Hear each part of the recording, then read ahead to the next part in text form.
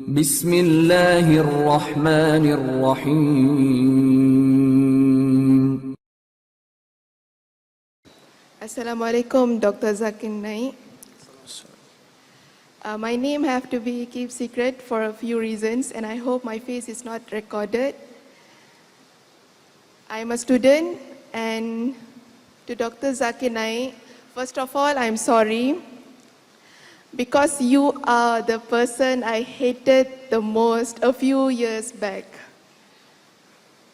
Before I became a Muslim, I really don't like you, I really hate you, and when any of my friends try to praise you, I will make sure I downgrade you. So my question to you today is, despite of all this kind of hatred of others towards you, how do you continue doing this da'wah to the entire nation, people and everyone? And one more thing, Dr. Zakir, I would like to sincerely say I'm sorry for all the hatred in the past.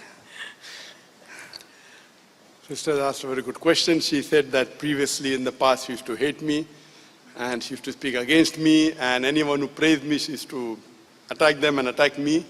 And I believe that now she is a Muslim and she's apologizing for that. Sister, first I'd like to say that thank you for giving me all those hatred, because when a person truly hates someone and he believes in it, but if he's logical, inshallah, there are chances they will come to the true path. And I'll give you a very good example. The best example I can give you is Hazrat Umar radiallahu anh. He was the second caliph of Islam. He was one of the staunchest enemy of Prophet Muhammad sallallahu alaihi wasallam and Islam. So much so that Prophet Muhammad sallallahu alaihi wasallam did dua to Allah that give hidayah to one of the Umarain. Out of the two Umar, give hidayah to one, and Allah gave hidayah to Umar bin Khattab radiallahu anh.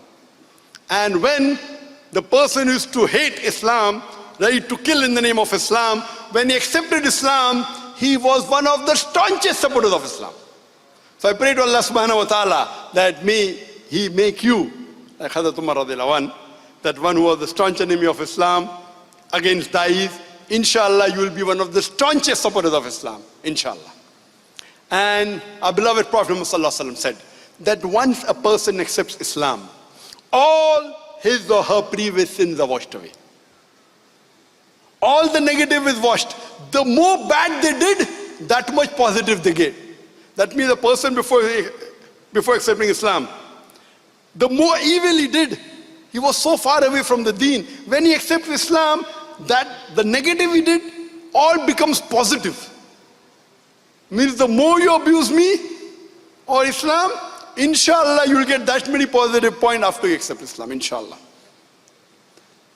Regarding your main question, that how do I, when there are many people who are hating me, how do I yet do dawah?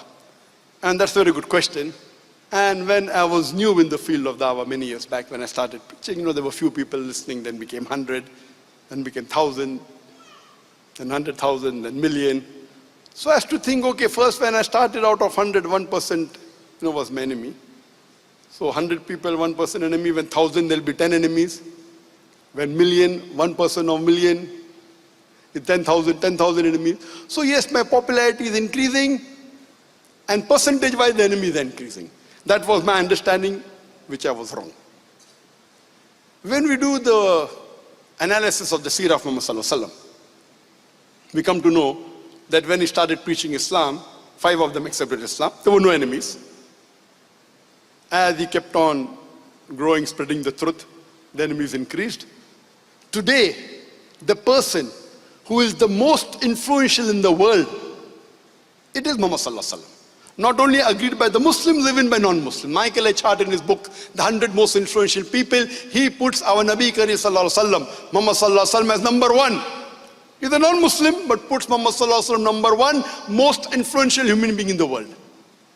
Do you know the person against whom the maximum books are written, the person who's criticized most today in the world, who is it? is that person? Who is it? Who is the person today in the world who's criticized the most? Who's attacked the most? Who is it? Who is it? Sorry? Can't hear you. Donald Trump, they say. Donald? Donald Trump. Donald Trump. How many books written against him?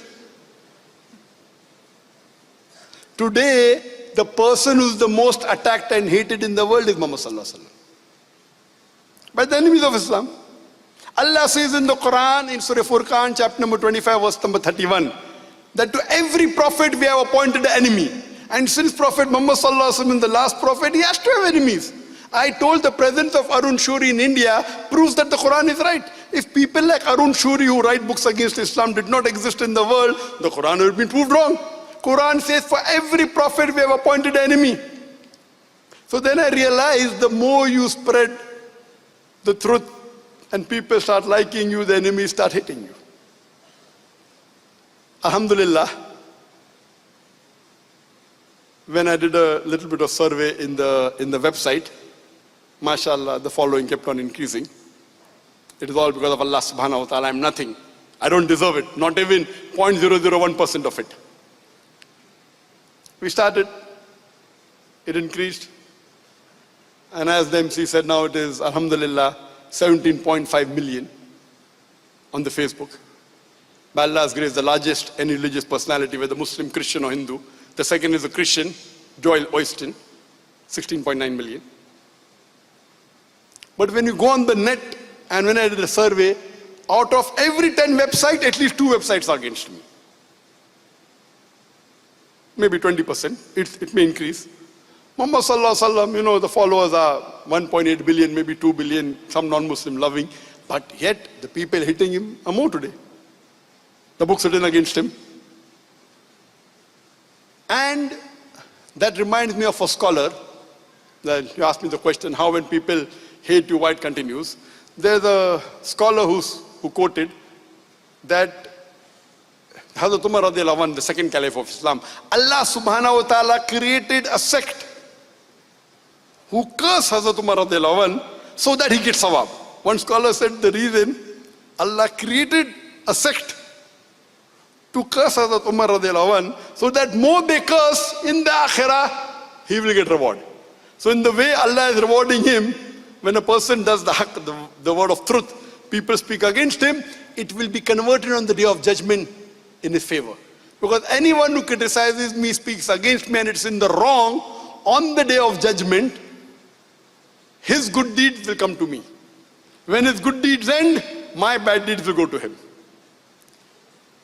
So, though I don't want anyone to curse me, but when they curse me, because of the teachings of Islam and our beloved Prophet Muhammad sallallahu alaihi wasallam, it makes me a stauncher dai. And the more you spread, you'll have to get difficulties.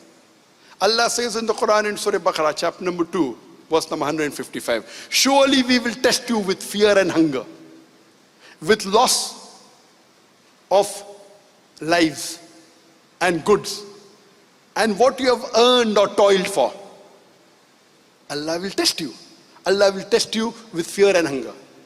And we find that more difficult the test, more is the higher reward in the akhirah. And our beloved Prophet Muhammad sallallahu alaihi wasallam said, all the Ambiyas, all the messengers were tested much more than any other non-messenger in the world.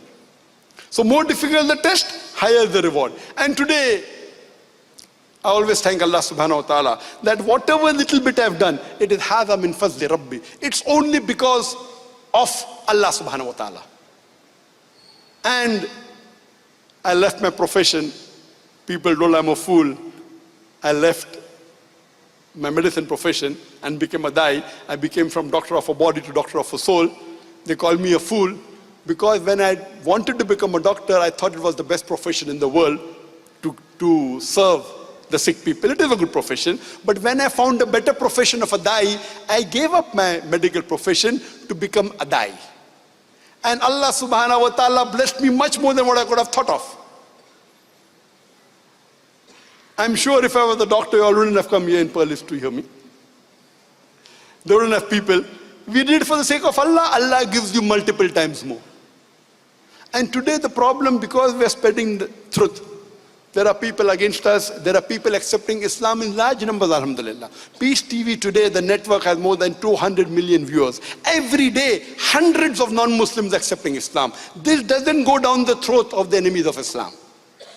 Whether it be the Western countries, whether it's the country where I was born in India. They don't like it. I like the constitution of my country, India. It is one of the few countries in the world which give the citizen the right to preach, practice, and propagate the religion. I did not break a single law of the country. But because I was spreading peace, I was giving solution for humanity. All the people who don't like peace to prevail, they don't like me.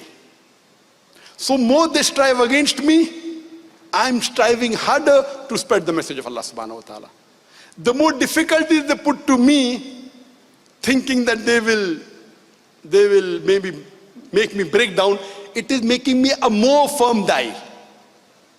Because as Ibn Taymiyyah, there are many people who attacked him, they threatened him that they will put him in jail, and they threatened him that they will kill him, they will exile him. Ibn Taymiyyah, Shaykh al-Islam, and I say that I'm nowhere compared to him.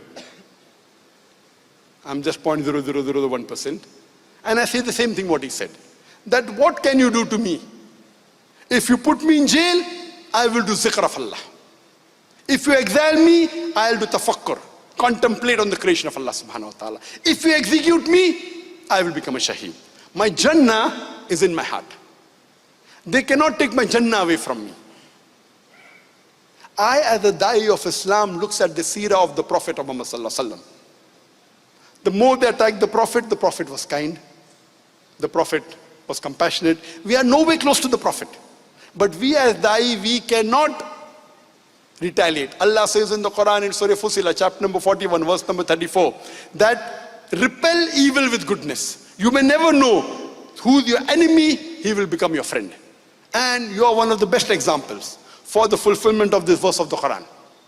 Of Surah Fussilah, chapter 41, verse number 34, that repel evil with goodness, the person who is your enemy will become your friend. And sister, I only follow the glorious Quran and the Sahih Hadith to the best of my ability. And the more you follow, because our main goal, and my lecture tomorrow, the purpose of our life, you should hear that. What is the purpose of our life? So if your purpose of our life is akhirah, this dunya is nothing. You strive for the akhirah, Allah will give you dunya and akhirah. And I pray to Allah subhanahu wa ta'ala that may He make me serve Islam as much as I can, though Allah doesn't require me, the rubbish that we are. We pray to Allah subhanahu wa ta'ala, may utilize every breath of my life to spread the deen to the best of my ability. Hope that answers the question, sister. Thank you, Dr. Zakir, for everything, and I hope you forgive me. Sister, I've already forgiven you, and I pray for you, and I pray that Allah has more people like you coming close to Islam, inshallah.